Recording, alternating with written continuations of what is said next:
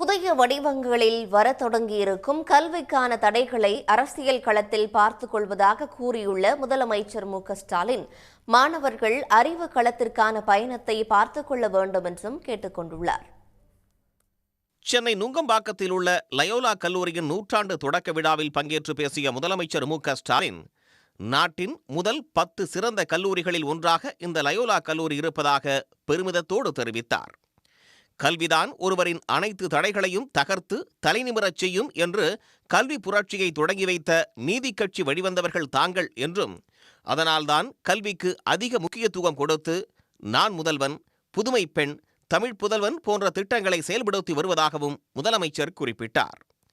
திமுக ஆட்சியானது உயர்கல்வியின் பொற்காலமாகவும் ஆராய்ச்சி கல்வியின் பொற்காலமாகவும் திகழ்ந்து வருகிறது என்றும் முதலமைச்சர் மு.க.ஸ்டாலின் பெருமிதத்தோடு கூறினார். கல்வியோட தேவையை அடுத்தடுத்து வர மாணவர்களிடமும் பதிய வைக்கணும். ஏன்னா கல்விக்கான தடைகள் புதிய படிப்புகளில் வர தொடங்கியிருக்கு. இப்போ கல்வியோட முக்கியத்துவத்தை குறைக்கிற மாதிரியான பேச்சுக்கள் மீண்டும் எழத் தொடங்கியிருக்கு. அதையெல்லாம் அரசியல் களத்தில் நாங்கள் பார்த்துக்கிறோம். ஆனால் மாணவர்களான நீங்கள் அறிவு களத்தை அந்த பயணத்தை நீங்கள் பார்த்துக்கணும்.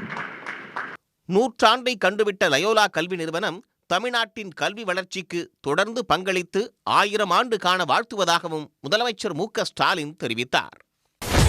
சன் நியூஸ் வாட்ஸ்அப் சேனலை ஃபாலோ செய்யுங்கள். QR கோடை ஸ்கேன் செய்து சன் நியூஸோடு இணைந்திருங்கள்.